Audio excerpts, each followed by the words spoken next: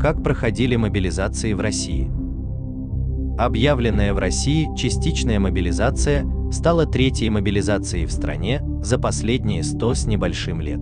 Ранее всеобщая мобилизация объявлялась в начале Первой мировой войны и в начале Великой Отечественной войны. Конечно же, патриотические мифы и пропаганда рисуют бравурные картинки единогласного похода всех мужчин на пункты сбора, попытки стариков и юношей утаить свой возраст, чтобы также принять участие в защите Родины и массовое рвение на фронт. Естественно, это сильное преувеличение. Воевать люди шли всегда, но действительно хотели попасть туда немногие. В 1876 году началась война Сербии и Черногории против Османской империи. На стороне сербов сражались русские добровольцы. Патриоты в России были настроены помочь братьям-славянам избавиться от турецкого ига. В октябре Александр предписал провести частичную мобилизацию, первую в истории страны, если брать современное понимание этого слова. Призыву подлежали 254 тысячи человек, 75% из них явились на призывные пункты в первые 5 дней. По всем мобилизациям за время русско-турецкой войны было призвано 1 миллион 225 тысяч человек и 300 тысяч лошадей. В Николаевской России мобилизационные мероприятия впервые были объявлены 17 июля 1914 года и начались на следующий день. К этой дате численность армии составляла, по разным оценкам, около 1,5 миллиона человек. В общей сложности в Первую мировую через фронт прошли около 10 миллионов человек, но среди них не призывались отдельные народы и жители малонаселенных сельских территорий. Кампания шла сложно. С одной стороны, крестьяне привыкли к повинностям и безропотно шли в бой, с другой, пролетариат и рабочие уже давно включились в революционную деятельность и оттого не только не шли, но и активно сопротивлялись. Исследователь Санборн указывал, последний тип реакции на объявление войны получил отражение в гораздо меньшей степени, чем заслуживал это активное общественное неприятие. По всей России весть об объявлении войны вызвала бунты призывников, некоторые из них были весьма масштабны и отличались упорным характером. Случаи кровопролития во время бунтов в целом ряде губерний. Были ранены 51 государственный служащий и 136 бунтовщиков, убиты 9 служащих и 216 бунтовщиков. Согласно другим данным, только с июля по август в 27 губерниях было ранено и убито 505 мобилизованных и 106 должностных лиц. Региональные материалы свидетельствуют о еще больших цифрах. Так, по неполным сведениям, в дни мобилизации в Томской губернии во время подавления волнений среди запасных было убито 136 человек, сотни человек ранено. Сотни запасных по приговору военных судов были расстреляны, отправлены на каторгу и посажены в тюрьмы. В Екатеринославе на сборном пункте мобилизованные рабочие избили явившегося с царским флагом черносотенного оратора и защищавшего его полицейского надзирателя. Полиция открыла огонь, убив одного и ранив 2 мобилизованных. Начальник Саратовского губернского жандармского управления комиссаров доносил в департамент полиции о событиях в Вольске. Сегодня в Вольске запасные разбили окна в полицейском управлении, 2 винные лавки и оружейный магазин. Помощник пристава ранен пулей из толпы, избиты камнями пристав и 4 городовых, ответными выстрелами полиции ранен, 1 из толпы в Царицыне во время набора. Жены и запасные ворвались в помещение сборного пункта с требованием немедленной выдачи пособия, держали себя крайне вызывающе. При удалении их из помещения, при содействии воинской силы, капитану Марцинкевичу нанесли удар в голову, оторвали и унесли револьвер, выбив много окон, выломали двери. Подоспевшую другую роту на все предупреждения разойтись толпа стала забрасывать камнями. Был открыт огонь, есть много убитых и раненых, но число не установлено. Томский губернатор доносил о том, что в Барнауле вчера запасные разгромили винный склад, сожгли его, произвели погромы, грабежи, сожгли маслодельные. Сельскохозяйственные конторы, русский внешний торговли банк, торговый пассаж, 2 магазина с оружием, мануфактурные магазины, пристанские пакгаузы. Сегодня же в Новониколаевске, по пути следования по железной дороге через Новониколаевск, запасные произвели разгром вокзала, причем при усмирении войсковыми частями убито 7 запасных, ранено 4. Буйные эшелоны погружены к дальнейшей отправке. Поступают сведения, что по пути следования по железной дороге запасные на станциях продолжают бесчинствовать, громить вокзалы. В Мариинске запасные разгромили полицейское управление, канцелярию воинского присутствия. Уничтожено много дел, нанесены тяжкие побои помощнику исправника, городовому. Разграблены пекарня, погромщики рассеяны местной командой. Кроме того, ярость ворчания вызвала введение сухого закона, которое вылилось в водочные бунты по всей стране. Широко известен факт, как эшелон мобилизованных солдат вчистую разграбил на остановке на станции Дно Псковской губернии винную лавку. Наказать виновных не получилось, потому что в грабеже приняли участие сразу 700 нижних чинов. Все это точно повторяло опыт русско-японской войны и частичной мобилизации на нее.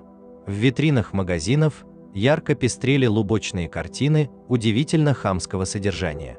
На одной огромный казак, свирепо ухмыляющуюся рожею сек нагайкою маленького, испуганно вопящего японца. На другой картинке живописалось, как русский матрос разбил японцу нос. По плачущему лицу японца текла кровь, зубы дождем сыпались в синие волны. Тем временем патриотические газеты и журналы писали о глубоконародном и глубоко христианском характере войны, о начинающейся великой борьбе Георгия Победоносца с драконом. А успехи японцев шли за успехами.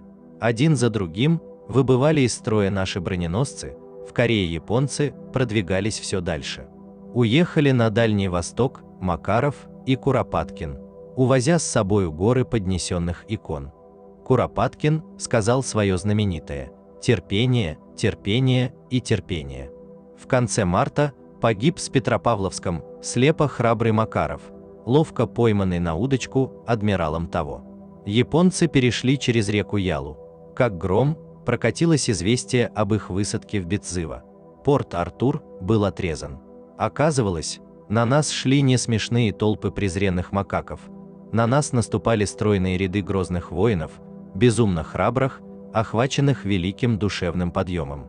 Их выдержка и организованность внушали изумление. В промежутках между извещениями о крупных успехах японцев, телеграммы сообщали о лихих разведках сотника X или поручика У, молодецки переколовших японскую заставу в 10 человек. Но впечатление не уравновешивалось. Доверие падало. В конце апреля по нашей губернии была объявлена мобилизация. О ней глухо говорили, ее ждали уже недели 3, но все хранилось в глубочайшем секрете. И вдруг, как ураган, она ударила по губернии. В деревнях людей брали прямо с поля, от сахи. В городе полиция глухою ночью звонила в квартиры, вручала призываемым билеты и приказывала немедленно явиться в участок. У одного знакомого инженера взяли одновременно всю его прислугу – лакея, кучера и повара. Сам он в это время был в отлучке. Полиция взломала его стол, достала паспорты призванных и всех их увела. Было что-то равнодушно свирепое в этой непонятной торопливости. Людей выхватывали из дела на полном его ходу, не давали времени ни устроить его, ни ликвидировать. Людей брали, а за ними оставались бессмысленно разоренные хозяйства и разрушенные благополучия. По всему городу стояли плач и стоны. Здесь и там вспыхивали короткие, быстрые драмы. У одного призванного заводского рабочего была жена с пороком сердца и 5 ребят. Когда пришла повестка о призыве, с женою от волнения и горя сделался паралич сердца, и она тут же умерла. Муж поглядел на труп, на ребят, пошел в сарай и повесился. Другой призванный, вдовец с 3 детьми, плакал и кричал в присутствии: «А с ребятами что мне делать? Научите, покажите, ведь они тут без меня с голоду передохнут». Он был как сумасшедший, вопил и тряс в воздухе кулаком. Потом вдруг замолк, ушел домой, зарубил топором своих детей и воротился. «Ну, теперь берите, свои дела я справил». Его арестовали. Закон о воинской повинности не делал различия между категориями запасных по семейному положению, что вызывало недовольство и возмущение многосемейных запасников старших сроков службы, вынужденных бросать семьи без средств к существованию. Это в немалой степени способствовало беспорядкам, принявшим при проведении частичных мобилизаций самые широкие размеры, резюмирует в своей книге «Белые пятна русско-японской войны» историк Илья Деревянко. За время войны в России провели 9 частичных мобилизаций, последнюю в начале августа 1905 года, незадолго до подписания Портсмутского мирного договора. За 1,5 года в действующие войска призвали из запаса чуть более 1 миллиона человек. В 1919 году большевики для защиты завоеваний революции перешли массовой мобилизации крестьян. Те ответили восстаниями, в одной центральной части страны произошло около 250 выступлений. Тем не менее, только в Рязанской области в период гражданской войны мобилизовали в Красную армию почти 190 тысяч человек. Активно пополняли свои войска за счет мобилизованных и белые. В том же 1919-м в Сибири и на Урале проходила мобилизация в армию Александра Колчака. Уклонились около 25%. В ходе отступления колчаковских войск большая часть мобилизованных крестьян, проходя через родные края, дезертировала. Поскольку проведение мобилизационных мероприятий вызывало крайнюю озабоченность вероятных противников и соседей, а также вело к политическому напряжению, во многих странах разрабатывались механизмы проведения скрытой мобилизации. В СССР ее осуществляли под видом проведения больших учебных сборов. В частности, их объявляли в 1939 году, накануне освободительного похода в Польшу. Во Вторую мировую мобилизация шла более строго и тайно. Еще в 1930 году был проведен строгий переучет всех военнообязанных с 19 до 50 лет, а также всех граждан, снятых с учета по возрасту. Гражданские лица в запасе делились на 2 категории. В первую входили служившие в армии или органах и прошедшие общевойсковые сборы. Ко второй были отнесены все остальные граждане. В 1941 году, еще до начала войны, 2 раза проводилась приписка новобранцев и военнообязанных. Указом объявлялась мобилизация с 23 июня 1941 года. Призывались военнообязанные, находившиеся в запасе и не имеющие права на отсрочку или бронь. В повестке предписывалось администрации предприятия немедленно освободить призывника от работы и выдать деньги на 2 недели вперед. Получателю повестки требовалось остричь голову наголо, иметь с собой документы и продукты, громоздких вещей не брать. За опоздание или неявку предусматривалась строгая ответственность. Одновременно с мобилизацией в воинские части заработала по полной программе предусмотренная допризывная подготовка населения.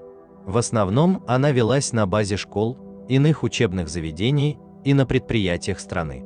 В эту работу активно включилось Общество содействия обороне, авиационному и химическому строительству.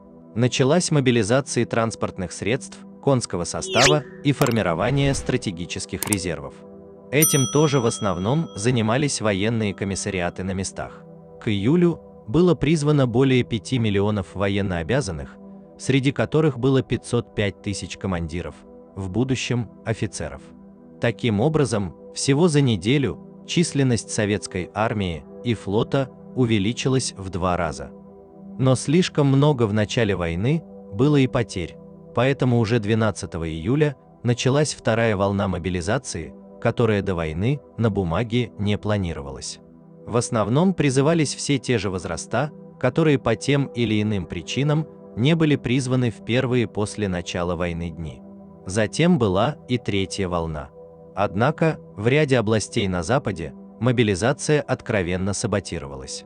В освобожденных районах Львовской и Драгобычской областей работа по учету военнообязанных проходила особенно медленно до последнего времени.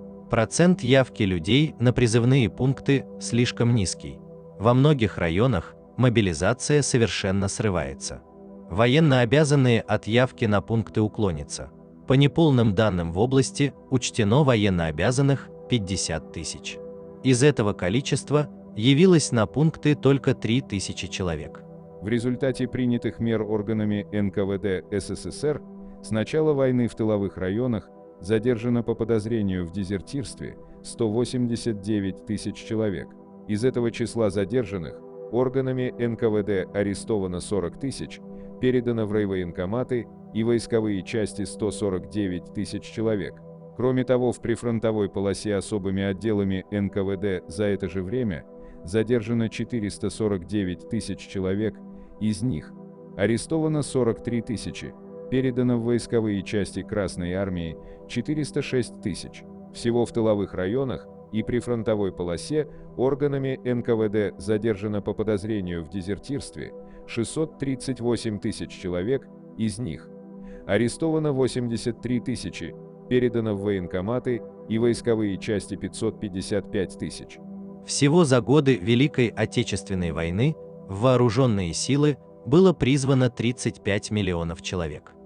На фронт успела попасть часть призывников 1926 года рождения, и десятки из этих бойцов стали героями Советского Союза и полными кавалерами Ордена Славы. Контингент 1927 года рождения также призывался еще в ходе войны, но из этих призывников успели поучаствовать в непосредственных боевых действиях уже немногие. В основном призывников этого года рождения победа застала еще в учебных лагерях. Дети богатых родителей, как в нынешние времена, меньше других горели желанием служить Родине. И для них существовали более простые и надежные способы и методы. К примеру, по договоренности с милицией, их арестовывали за выдуманные мелкие преступления и отправляли в зону общего режима, расположенную на окраине родного города. Там их вскоре расконвоировали, разрешали на время выходить без охраны за пределы колонии и предоставляли непыльную работу. А сразу после победы эти лица за примерное поведение условно-досрочно освобождались. По данным сотрудников отдела по борьбе с бандитизмом НКВД СССР, всего было арестовано 1,5 миллиона уклонистов и дезертиров. Если вам понравилось видео, ставьте лайк и подписывайтесь на канал.